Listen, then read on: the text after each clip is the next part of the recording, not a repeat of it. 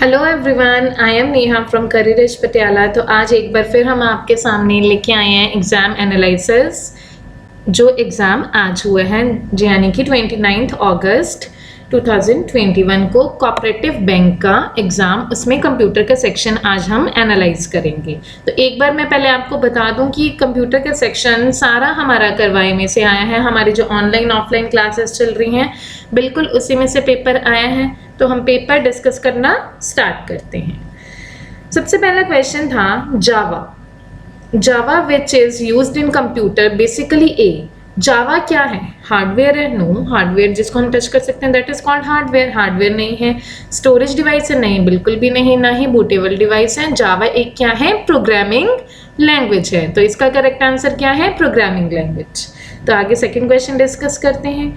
Which software provides interaction between hardware and software? देखिए अब इस क्वेश्चन को बड़े आराम से समझते हैं क्लास में जैसे हम डिस्कस करते होते हैं। ठीक है, देखिए आप बाजार गए, कंप्यूटर खरीदने गए। ठीक है, कंप्यूटर क्या है आपका? हार्डवेयर है। हार्डवेयर के ऊपर आप सॉफ्टवेयर मतलब कि यानी कि एप्लीकेशंस, सॉन्ग्स, म्यूजिक, ठीक है, एमएस वर्ड वगैरह ये सब चलाओगे, एप्लीकेशंस चलाओगे। ठीक है, वो कौन सा सॉफ्टवेयर हो गया? Application software. तो हार्डवेयर और सॉफ्टवेयर के बीच में इंटरेक्शन कौन कराता है? अगर आप कंप्यूटर खरीद के ले आए सीधा तो उसको स्विच ऑन करके चलाओगे नहीं, तो आप कैसे चलाओगे उसको? उसके ऊपर सबसे पहले विंडोज इंस्टॉल करोगे। तो विंडोज हमारा क्या है? ऑपरेटिंग सिस्टम, जो सिस्टम सॉफ्टवेयर के अंडर आ जाता है। तो हार्डवेयर के ऊपर सॉफ्टवेयर को चलाने के लिए हमें क्या इंस्टॉल करना पड़ेगा? ऑपरेटिंग सिस्टम, जो कि हमारे विंडोज हम यूज करते हैं। तो इसका करेक्ट आंसर क्या होगा? Operating system. तो आगे बढ़ते हैं अगले क्वेश्चंस पे। Question number 3, the full form of OCR is. ठीक है, OCR एक इनपुट डिवाइस है। इनपुट डिवाइसेस वो होते हैं जिनसे हम डेटा रीड करके कंप्यूटर के अंदर मतलब इनपुट भेजते हैं। ठीक है, तो OCR की फुल फॉर्म क्या है? OCR की full form optical character reader भी बोल सकते हैं या फिर ऑप्टिकल कार्ड रीडर भी बोल सकते हैं। तो बाकी सारे ऑप्शंस इनकरेक्ट हैं। तो आगे, हाँ जी, ये नंबर सिस्टम में से क्वेश्चन आया हुआ है। Binary equivalent of 56 decimal number is. 56 decimal number है तो 56 को हमने किस में कन्वर्ट करना है? बाइनरी नंबर में। तो हम वही 8421 थिंक मेथड हमारा अपना यूज करेंगे, हमारा जो बनाया हुआ है। ठीक है, 8421 56 तक जाना है तो 8 का डबल 16, 16 का डबल 32। ठीक है, तो 64 हम नहीं कंसीडर करेंगे क्योंकि 56 64 से छोटा है। तो 56 बिट्स हमें पूरी करनी है। 56 में से 32 हमने यूज कर ली तो उसके नीचे मैंने 1 लगा दिया। तो 56 में से जब 32 गए तो क्या आया? 6 में से 2 गए 4, 5 24। ठीक है, अब 24 बच गई तो मैंने 16 बिट्स भी यूज कर ली तो 16 के नीचे 1 लगा दिया। अब 24 में से 16 गए तो क्या आया? 8, तो मैंने 8 भी यूज कर ली तो 8 के नीचे 1 लगा दिया। और बाकी सब नहीं यूज हुई, 56 हमारे पूरे हो गए तो बाकी सब के नीचे हमने क्या लगा दिया? 0। तो ये कन्वर्जन है नंबर सिस्टम की, जो बहुत ही वास्ट टॉपिक है और हम ये सब डिस्कस कर चुके हैं हमारी क्लासेस में। ठीक है, तो 56 का डेसिमल नंबर क्या हुआ? 111000। तो इसका करेक्ट आंसर क्या है? A option. तो आगे बढ़ते हैं नेक्स्ट क्वेश्चन की तरफ।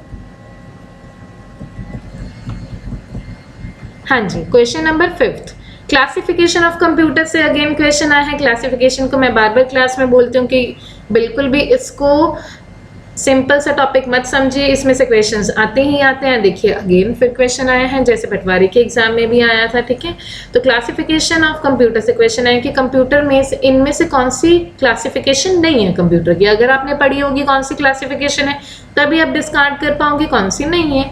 तो हम जैसे कि करते हैं हमेशा सुपर कंप्यूटर सबसे ऊपर, तो ये क्लासिफिकेशन है जो सबसे फास्ट होते हैं। माइक्रो कंप्यूटर्स जो डिजिटल कंप्यूटर्स हमारे जो हम यूज करते हैं। मिनी कंप्यूटर्स जो स्मॉल सर्वर कंप्यूटर्स के तौर पे यूज किए जाते हैं। फिर आ जाते हैं मेन फ्रेम कंप्यूटर्स। बट यहाँ पे ध्यान से देखिए, यहाँ पे क्या लिखा हुआ है? Main firm.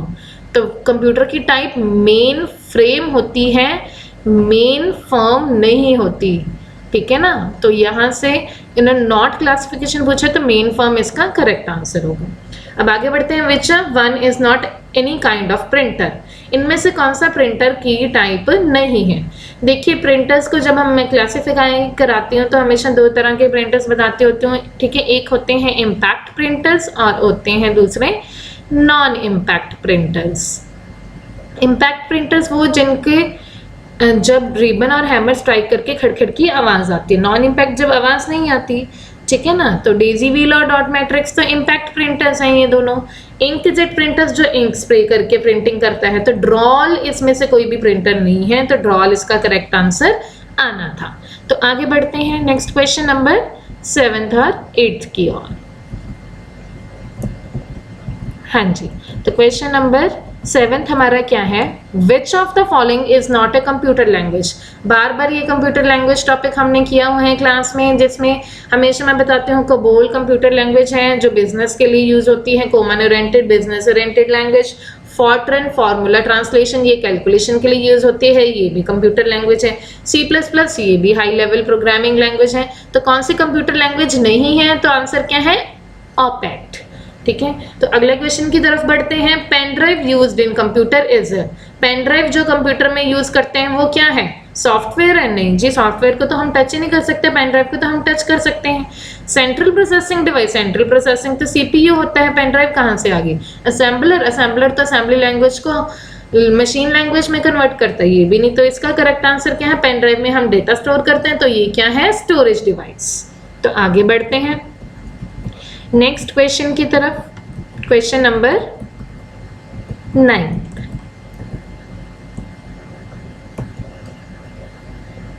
हाँ जी, question number 9th and 10th। Which one is not an output device, इनमें से कौन सा आउटपुट डिवाइस नहीं है। आउटपुट डिवाइसेस क्या होते हैं, जब जिससे हमें आउटपुट जो है, रिजल्ट जो है प्रोसेसिंग के बाद वो स्क्रीन पे शो हो, ठीक है, या हमें बाहर कंप्यूटर से बाहर शो हो। तो मॉनिटर की स्क्रीन पे शो होता है, मॉनिटर आउटपुट डिवाइस है। प्रिंटर में शो होता है, प्रिंटर में तो हार्ड कॉपी ही बाहर निकल जाती है, तो आउटपुट डिवाइस है। प्लॉटर भी प्रिंटर्स की बड़ी फॉर्म होती हैं जो ग्राफिकल आउटपुट से हमें शो करते हैं, चार्ट्स वगैरह, ठीक है। तो लाइट पेन इनपुट डिवाइस होता है, लाइट पेन आउटपुट डिवाइस नहीं है, तो करेक्ट आंसर ये था। नेक्स्ट आते हैं 10th क्वेश्चन पे, popular operating system Windows 10 is a product of. Obviously सबको पता है विंडोज किसका प्रोडक्ट है, माइक्रोसॉफ्ट का। ये हम क्लास में बहुत बार कर चुके हैं, माइक्रोसॉफ्ट का प्रोडक्ट है, ठीक है ना। अगर एंड्रॉयड पूछते तो एंड्रॉयड गूगल का प्रोडक्ट होता।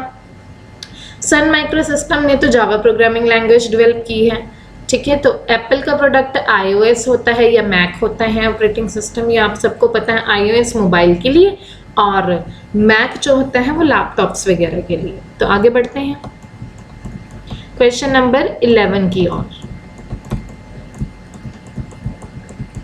तो question number 11 and 12, Which of the following is most expensive storage of computer in terms of 256, यहाँ पे GB कर लीजिएगा, 256 GB, ठीक है। तो पहले तो जीबीज में डाटा किस में स्टोर होता है, पेन ड्राइव में 256 GB तो नहीं हो सकता स्टोर, ठीक है। इसको तो पहले डिस्काउंट कर दीजिए, फ्लॉपी डिस्क में भी इतना डाटा स्टोर नहीं होता है। तो बात आती है हार्ड डिस्क की और SSD की। जैसा कि हमने क्लास में डिस्कस किया हुआ, स्पेशली ये क्वेश्चन करवाती होती हूँ मैं कि क्या इनमें से बेटर है, हार्ड डिस्क के सॉलिड स्टेट ड्राइव SSD, ठीक है। तो एक्सपेंसिव, मैं हमेशा बताती होती हूँ कि दोनों ही 256 GB डेटा स्टोर कर सकते हैं, लेकिन एक्सपेंसिव कौन सी होगी, सॉलिड स्टेट ड्राइव। ये लाइट वेट होती है और ये एक्सपेंसिव होती है और ये फास्टर भी होती है। तो इसका करेक्ट आंसर क्या है, SSD। आगे नेटवर्किंग से क्वेश्चन आया है, what is the full form of वैन। वैन सबको पता है, that is wide area network, ठीक है, जो पूरे वर्ल्ड वाइड हम सबको जोड़ता है, जैसे कि इंटरनेट। तो आगे हम बढ़ते हैं क्वेश्चन नंबर 13 की ओर।